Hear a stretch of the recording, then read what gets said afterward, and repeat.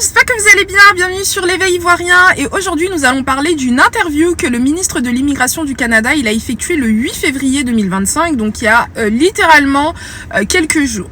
Faut savoir que dans cette interview, il parle en anglais comme d'habitude et il prend la peine de répondre à énormément de questions concernant tous les ratés de l'immigration. Littéralement, il a parlé de tous les ratés. Il a parlé des 20 000 étudiants qui ne vont pas à l'école et il a assumé en disant que ces 20 000 étudiants, c'était en partie à cause d'eux qu'il y avait des nouvelles restrictions sur les permis d'études. Il a parlé des réfugiés, il a parlé, franchement, il a évoqué énormément de sujets. Aujourd'hui, donc dans cette vidéo, on va parler justement de ce cas précis des 20 000 étudiants au Canada qui ont totalement abandonné les études et qui ont disparu de la circulation. L'immigration, donc IRCC, ne sait pas où ils sont, ne sait pas ce qu'ils comptent faire. Bon, après, je pense aussi qu'il y a une bonne partie qui sont devenus des réfugiés, il y a aussi une bonne partie qui travaillent clandestinement, etc. Mais moi, je voulais vous traduire l'extrait de l'interview du ministre qui parle de ça, parce que ça nous prouve à quel point toutes les actions en tant qu'immigrants qu'on fait dans le pays ont un impact négatif ou positif. Ce qui se passe ici, notre réputation en tant que Canada s'est dégradée. Qui assume la responsabilité de ce désordre et où sont ces 20 000 étudiants et plus? C'est une responsabilité collective. Le chiffre que vous citez est un indicateur un peu tardif, mais c'est une des raisons pour lesquelles nous avons fait ces ajustements politiques et durci le système en général. Et nous sommes prêts à faire plus si nécessaire. J'ai déjà lancé 2 vagues de restrictions récemment. On a vu des résultats. Ça a empêché de nombreux cas de fraude. Les lettres de vérification sont cruciales.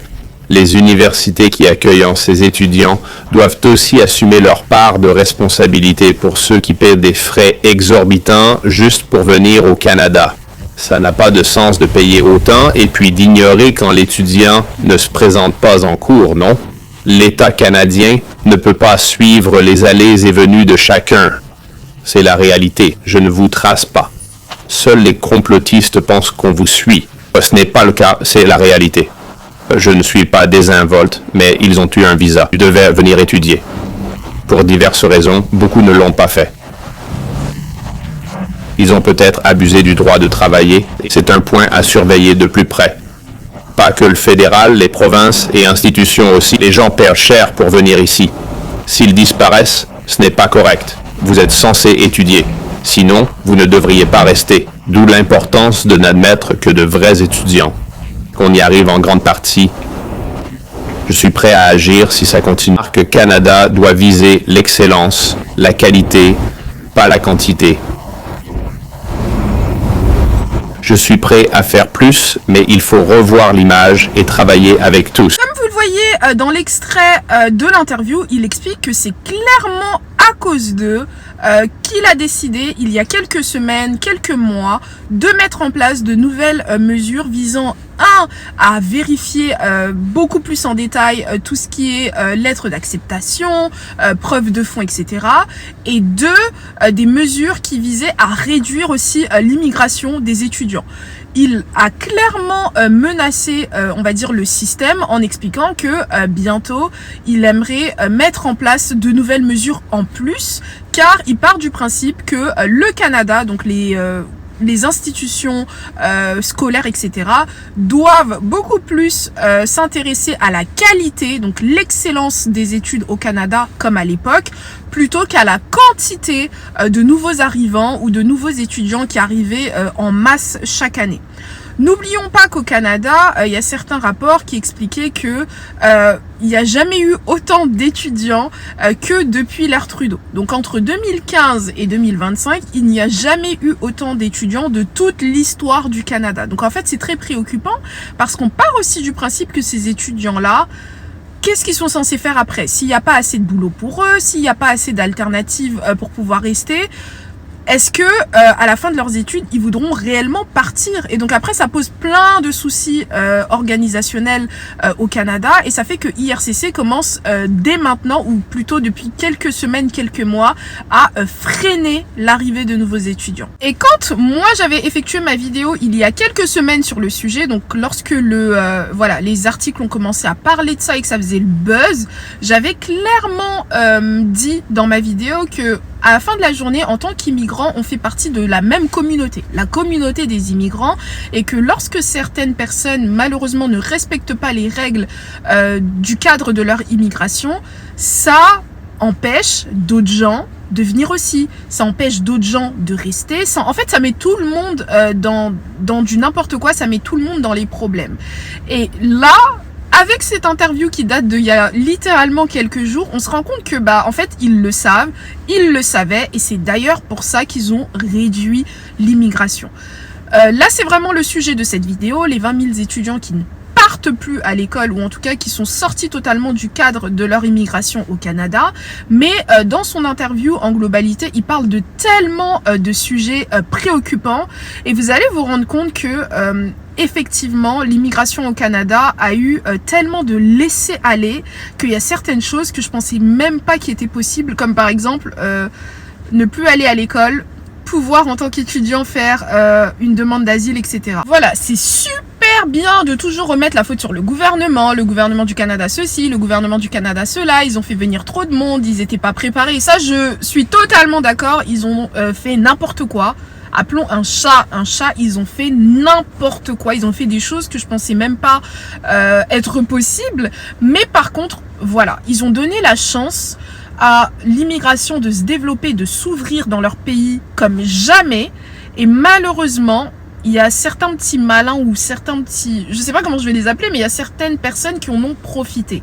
Et le problème, c'est que quand tu profites du système, sur du court terme, ça peut t'arranger, comme par exemple ces étudiants-là qui ont abandonné les études, il y en a d'autres qui vont devenir des demandeurs d'asile, il y en a qui vont travailler au noir, etc. Donc sur du court terme, ils vont réussir, ou il y en a même d'autres qui vont partir illégalement aux États-Unis.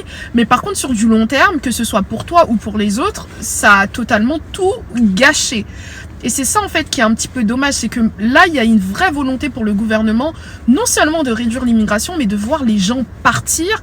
Et lorsqu'on y pense un petit peu plus, on se rend compte que c'est totalement injuste de vouloir que des gens qui sont venus au Canada et qui ont fait leur vie partent, sous prétexte qu'il y a trop de monde et que maintenant il n'y a plus assez de place pour tout le monde.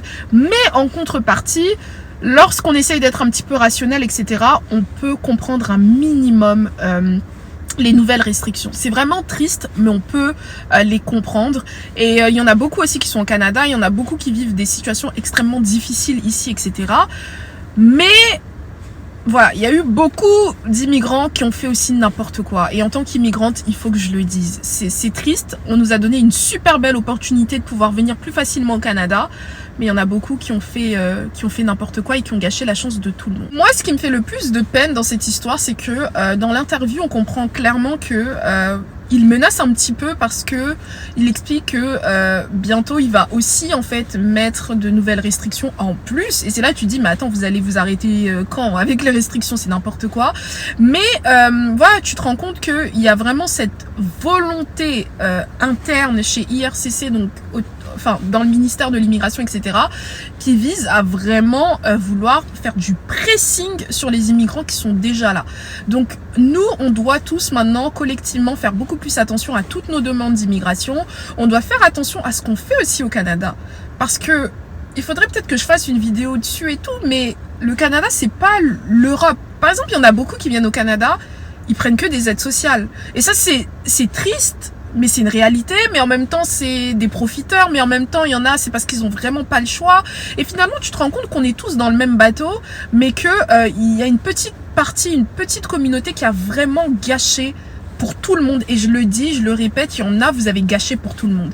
Et si vous êtes étudiant actuellement et que vous souhaitez venir au Canada, vous pouvez toujours. C'est juste que le Canada maintenant souhaite que les étudiants viennent vraiment pour étudier, viennent avec beaucoup d'argent, ne dépendent pas du système, et qu'après leurs études, ils quittent le Canada ou qu'ils restent à condition de faire leurs études dans des domaines vraiment essentiels comme la santé, la construction et tout. Pour conclure cette vidéo, si vous êtes étudiant actuellement au Canada et que c'est votre plan, c'est vraiment pas une bonne idée, vraiment, parce que dans quelques jours, dans quelques semaines, il y aura de nouvelles restrictions qui vont s'ajouter à votre cas. Si vous êtes au Canada, pas en tant qu'étudiant, mais travailleur ou autre, vraiment beaucoup de courage à vous parce que c'est compliqué de se régulariser. Si vous souhaitez avoir la résidence permanente, le dossier, vous devez le faire en béton. Je vais vous faire une vidéo complète sur comment bien faire son dossier de résidence permanente, etc. Et après, sinon, voilà. Soyons tous responsables lorsqu'on fait certaines choses au Canada parce qu'à la fin de la journée, on fait partie de la même communauté, on représente tous des immigrants en réalité. Donc si un mal touche un immigrant, bah, ça peut toucher potentiellement l'autre. Ce sera tout pour cette vidéo, je vous invite à vous abonner, commenter, liker, partager. Moi je vous dis à la prochaine pour une prochaine vidéo, bye bye.